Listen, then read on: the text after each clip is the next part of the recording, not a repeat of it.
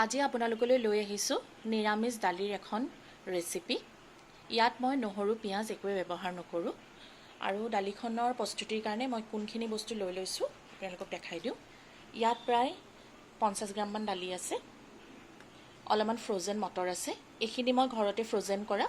আপোনালোকে যদি জানিবলৈ বিচাৰে যে কেনেকৈ ফ্ৰ'জেন কৰিছোঁ ঘৰত, তেতিয়াহ'লে আপোনালোকে কমেণ্ট কৰিব, মই এইটো দেখুৱাই দিম আপোনালোকক। এইফালে লৈছোঁ 2টা গাজৰ, এমুঠি ধনিয়া পাত, 2টা শুকান জলকীয়া, অকণমান পাঁচফোৰণ, এটুকুৰা আদা, তেজপাত, কাজু আৰু খিচমিচ। এতিয়া আপোনালোকে চাই থাকক দালিখন মই কেনেকৈ বনাওঁ। প্ৰথমে এই ধোৱা মগুখিনি মই কেৰাহীত শুকানকৈ ভাজি ল'ম। গেছটো অন কৰি লৈছোঁ। এটা কেৰাহী পাতি দিছোঁ।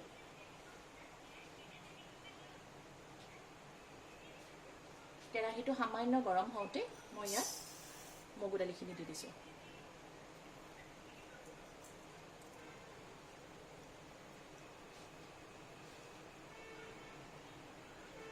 এইখিনি মই শুকান কেৰাহীত ভাজি থাকিম। তেতিয়ালৈকে ভাজিম যেতিয়ালৈকে ইয়াৰ পৰা এটা খুব ধুনীয়া গোন্ধ আহিব আৰু ৰংটো অকণমান সলনি হ'ব। যদি সময় হিচাপে কয় তেতিয়াহ'লে 1.5 মিনিট বা 2 মিনিটমান ভাজি ল'লে হৈ যায়।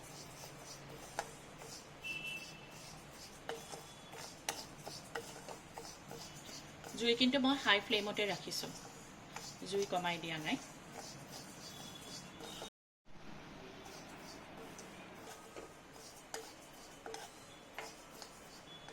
এয়া চাওক, এইখিনি ৰংটো সলনি হৈছে আৰু এটা ধুনীয়া গোন্ধ ওলাইছে। যেতিয়া এনেকুৱা ধোৱা মগু ল'ব দালি বনাবৰ কাৰণে, তেতিয়াহ'লে যিমান চাইজটো সৰু হয় সিমানে খাবলৈ সোৱাদ হয়, যিমানে ডাঙৰ হয় তেতিয়া খাবলৈ ইমান সোৱাদ নহয়। এতিয়া মই গেছটো অফ কৰি নিম। অফ কৰি দি এতিয়া এইখিনি মই এটা বেলেগ বাচনত উলিয়াই ল'ম।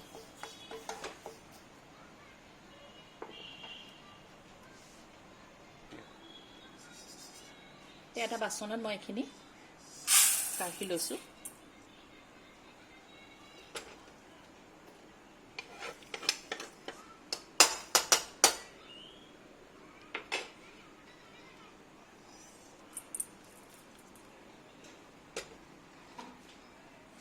চাওক কি ধুনীয়া এটা ৰং আহিছে, অকণমান ব্ৰাউন কালাৰ হৈ গৈছে, দেখিছে? এতিয়া মই এইখিনি চাফাকৈ ধুই ল'ম। এতিয়া মই দালিখিনি চাফাকৈ ধুই ল'ম।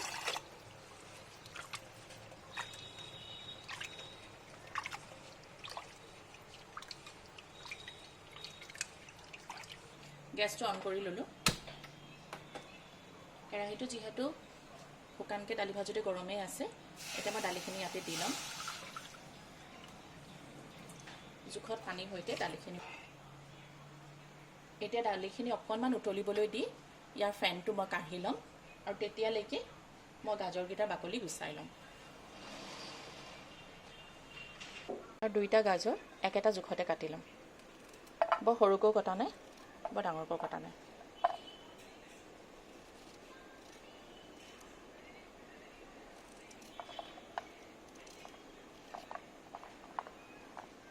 এয়া চাওক, কাটি ল'লোঁ। এতিয়া এই ফ্ৰ'জেন মটৰখিনি অকণমান ধুই ল'ম। মটৰখিনি ধুই লওঁ মানে এইফালে দালিৰ ফেন উঠা আৰম্ভ হৈছে। এতিয়া মই ফেনখিনি কাঢ়ি ল'ম।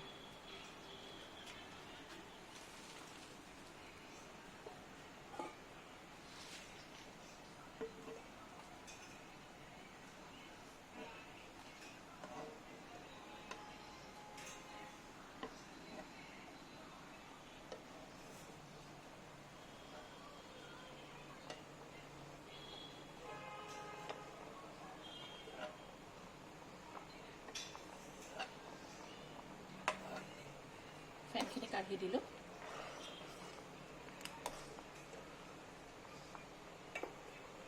মই এতিয়া গাজৰখিনি দি দিম, মটৰখিনিও দি দিম। দি এতিয়া মই দালিখিনিও সিজিবলৈ দিম, লগতে গাজৰ আৰু মটৰখিনিও সিজিবলৈ দিম। এইখিনি সিজোঁতে মোক প্ৰায় 5 পৰা 7 মিনিটমান সময় লাগিব। আকৌ আপোনালোকক দেখুৱাই আছোঁ।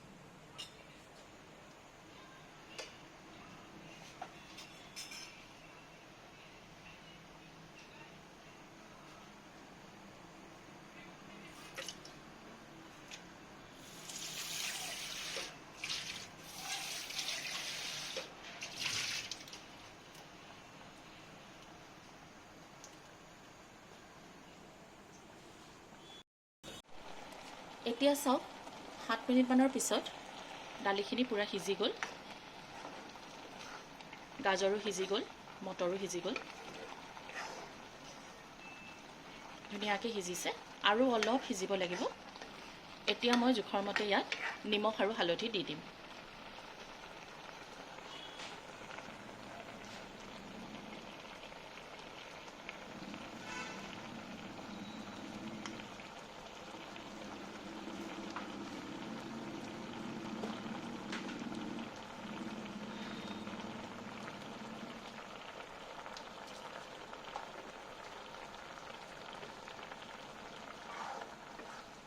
এবাৰ ভালকৈ লৰাই দিম।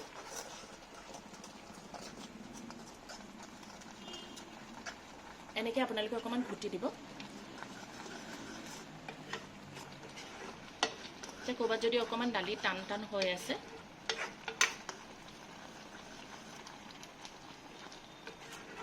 সিজি যাব। এতিয়া মই যিমানখিনি দালি আজি মোৰ কাৰণে প্ৰয়োজন, সেই জোখত মই গৰম পানী দি ল'ম।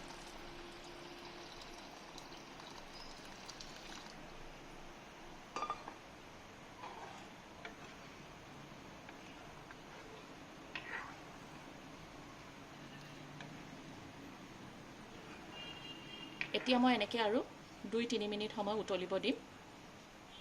তেতিয়ালৈকে মই আদাখিনিৰ বাকলি গুচাই ল'ম আৰু অকণমান আদা ৰুকি ল'ম।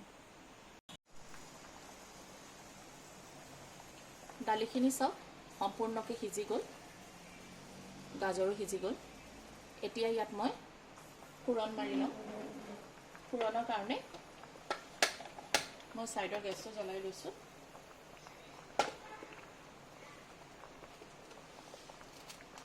কেৰাহীটো অকণমান গৰম হ'ব দিছোঁ।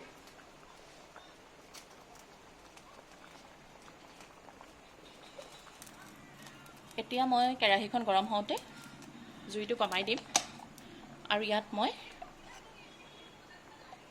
1 চামুচ ঘি দি লৈছোঁ। আজি মই তেল ব্যৱহাৰ নকৰোঁ, যিহেতু নিৰামিষ দালি।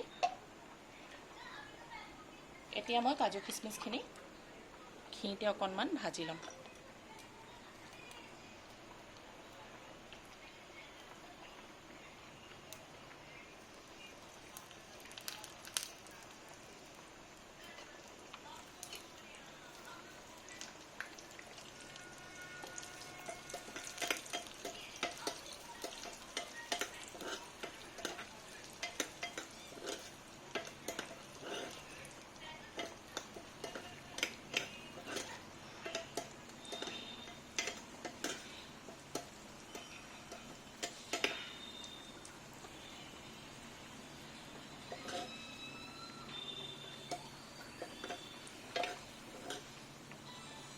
এইখিনি ভাজা হৈ গৈছে। এতিয়া মই এনেকৈ উঠাই ডাইৰেক্ট কেৰাহীত দি দিম। তেতিয়া কিচমিচবোৰ ফুলি ফুলিয়ে থাকিব।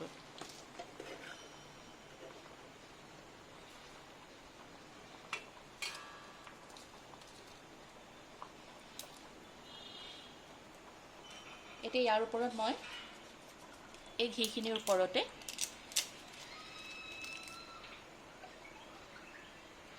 আৰু সামান্য ঘি দি ল'ম, আধা চামুচমান। এইখিনি গৰম হওঁতে মই ইয়াত 5 ফোৰণ, তেজপাত, শুকান জলকীয়া আৰু আদা বটা গোটেইখিনি দি ল'ম।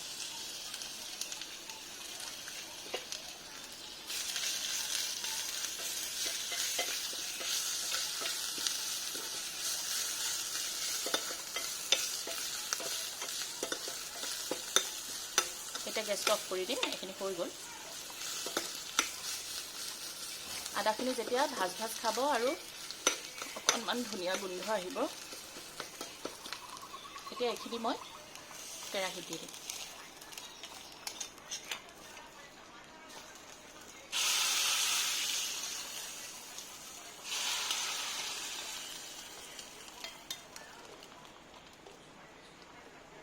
এইখন চব একেবাৰে নিৰামিষ এখন ভেজ ডাল হৈ গ'ল। আপোনালোকে ঘৰত কিবা পূজা পাৰ্বণ পাতিলেও এনেকুৱা দাইল বনাব পাৰিব। খাবলৈও খুব ভাল হয়, যিহেতু ইয়াত মই পিঁয়াজ নহৰু ব্যৱহাৰ কৰা নাই। এতিয়া ইয়াৰ ওপৰত মই অলপমান ধনিয়া পাত দি দিম।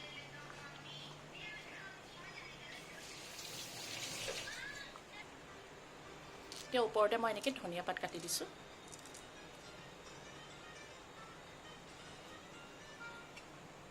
এতিয়া চাওক ইমান ধুনীয়া এখন দালি হৈ গ'ল। আপোনালোকে এনেকৈ বনাই খাই মোক কমেণ্টত জনাব কেনেকুৱা পালে।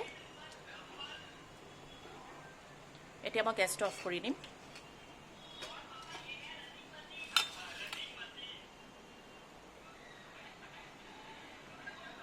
আজি মোৰ ভেজ ডাল ৰেডি।